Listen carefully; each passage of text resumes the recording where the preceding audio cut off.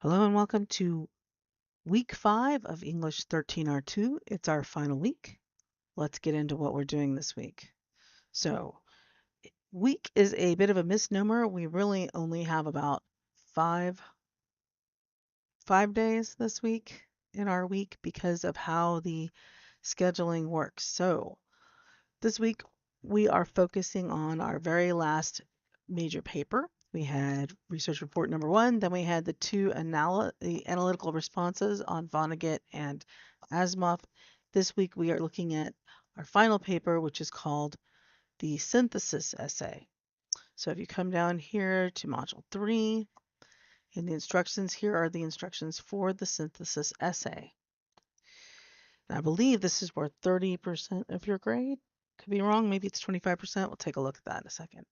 But here's the instructions. So it is a type sort of research paper, but less emphasis on the research. There should be some research involved, more emphasis on synthesizing two ideas from, or a couple of ideas from two of the stories from our course.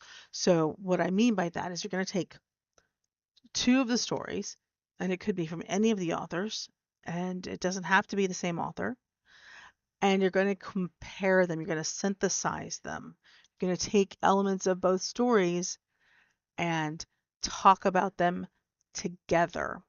It has to be connected to the course. It cannot be some unrelated topic where you mention the course very briefly. So you're going to be given 6 different choices of what you can write over. It is 15 to 2,500 words. You're going to use at least 2 texts that we read in the class. You need 2 credible academic sources outside plus the 2 texts. So you're going to have a total of 4 required texts on your either works cited or references page. And it could be works cited or references because it's going to be your choice to use MLA or APA format, whichever one you are more comfortable with. But you have to remain consistent. You can't make it look like MLA and then use references pages and things like that. You need to be consistent. So if you decide you want to use MLA, you have to use MLA all the way through. If you decide you want to use APA, you have to use APA all the way through. You need to use correct in-text citations for the format you choose, and you must cite paraphrases as well as direct quotations. It can be one or the other, but you have to use your citation. And you need to use your third person academic voice, so no first person voice. Let's see, here are the different topics that you can choose. So there are 6. I know that seems like a lot, but look through them carefully and think about it when you are trying to decide what you're going to write about. So the first one is technology and humanity. Develop an argument about the benefits, limits, or dangers of technology. You might consider whether technology can solve fundamentally human problems, or how technology changes human behavior, or what technology cannot replace. Or number 2, individuality and conformity. Develop an argument about the pressures that encourage people to conform. You might consider whether individuals should resist social expectations, whether resistance is difficult, or how communities reward conformity and punish difference. Number 3, knowledge and understanding. Develop an argument about the human desire for knowledge, certainty, or answers. You might consider whether some questions are more important than their answers, what limits human understanding, and whether knowledge always improves society. Number 4, community and responsibility. Develop an argument about what individuals owe their communities or what communities owe individuals. You might consider the traditions, when traditions become harmful, when social expectations should be challenged, or how communities justify actions in the name of the greater good. Number 5, technology, society, and human worth. Develop an argument about societies or systems. There are systems that assign value to individuals. Consider what happens when efficiency, equality, stability, or progress become more important than individual human experience. And then finally, human consciousness and artificial intelligence. Develop an argument about what characteristics define personhood. Consider intelligence, consciousness, memory, self-awareness, technology, or the relationship between humans and intelligent machines. Now you can Again, choose one of these 6 topics to write over. You're going to use the course text. So you have to use at least 2 of the texts. In other words, the two of the stories that we looked at in this last 5 weeks, either Shirley Jackson, Kurt Vonnegut, or Asimov. It can be any of them, but it has to be 2. They should be part of the argument and not just sort of referenced or mentioned in your paper. Everything needs to tie back to those 2. So think carefully about which of these topics you want to look at and which of the stories go well with what you're looking at. You need to have outside research to show that you've understood the topic more deeply.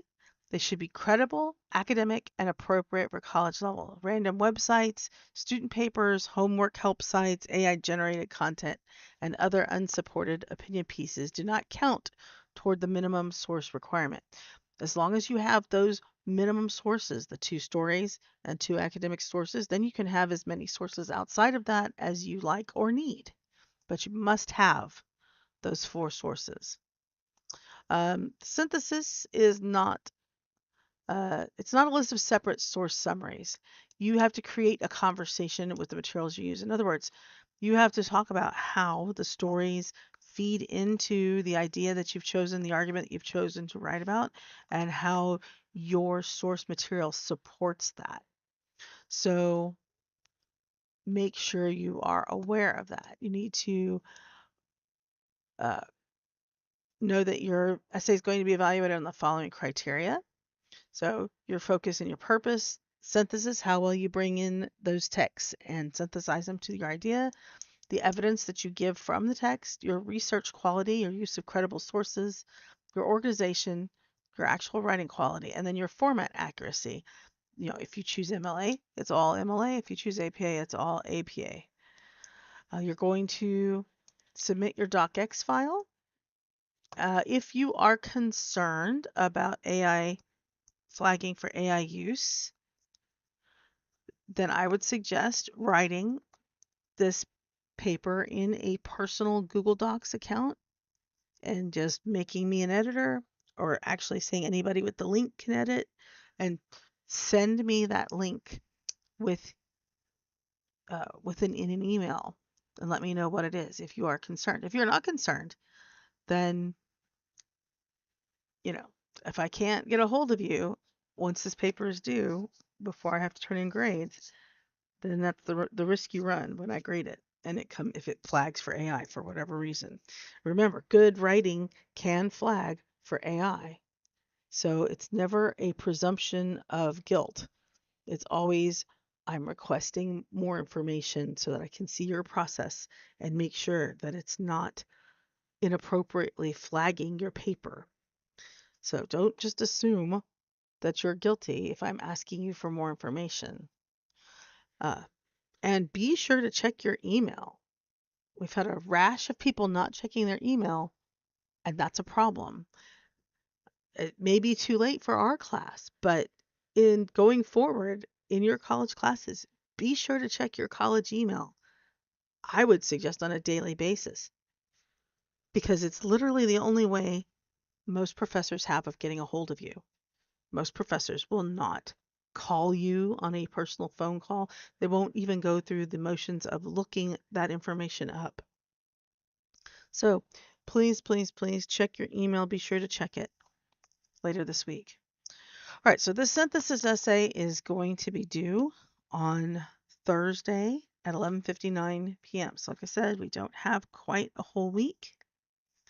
The reason is that is when the class ends. Class ends on Thursday at August 6th at 11:59 p.m. and that is the last time that anything will be accepted. There will be no late acceptance of this paper. It must be turned in by then because the class will be over.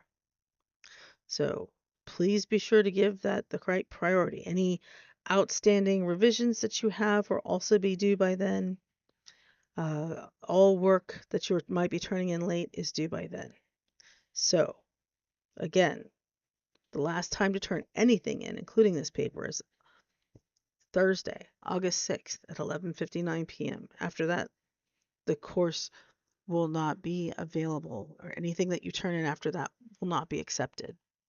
So if you have any questions or comments, or you have an emergency, you need to contact me. And an emergency is someone is in the hospital, someone is dying. Someone could be you. But other than that, there will be no other excuses accepted. You can email me, but there's very few accepted excuses, and honestly, I can't do much about it because the class will have closed and will be over. So keep that in mind. No late turn-ins. Everything must be in by August 6th at 11:59. If you are still waiting on a paper because of complications, I will be working on getting those to you as soon as possible for revisions. Honestly, revisions shouldn't take that long, should you be eligible to make them. If you're not eligible to make revisions, then don't worry about it. Other than that, that's what we have going on this week. So be sure to carefully read the instructions for the assignment, as always. Um, I don't think you have to listen to this lecture in order to access that information. It should have been open to you last week, but that's about it. So that's everything for the rest of the course. Again, if you have any questions, please email me as soon as possible, and I will get back to you as soon as I possibly can. Have a great week, everyone.